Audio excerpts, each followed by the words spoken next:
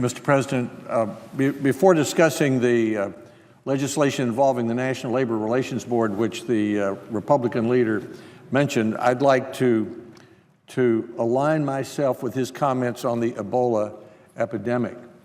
He is right, in my view, to support the President's effort for a more urgent response to this epidemic.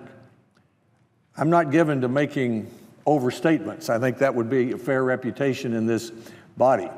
But I believe that we should treat the Ebola epidemic as seriously as we treat the danger of ISIS.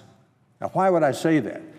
Because the head of the Center for Disease Control and our United Nations ambassador, who's working with other countries to get them involved, say this: this is one of the most deadly, explosive epidemics in modern times.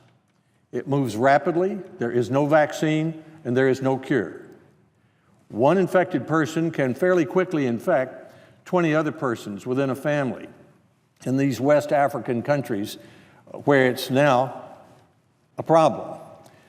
One can see how quickly this could spread and become hundreds of thousands of cases or even millions of cases.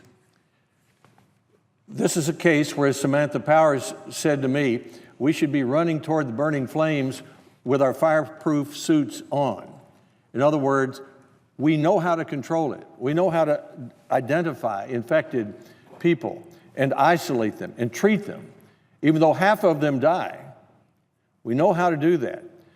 But the rate of growth of this epidemic is so rapid that we need to have a response that is as urgent as the problem. So I congratulate the Republican leader for supporting the President's effort today to put to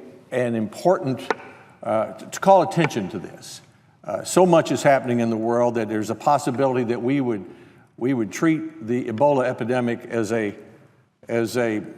important issue, but not a major issue. As I said, Mr. President, I believe that we must take the deadly, dangerous threat of Ebola as seriously as we take the threat of ISIS. And I support the administration's recommendations to spend $30 million in the continuing resolution to upgrade the humanitarian efforts there.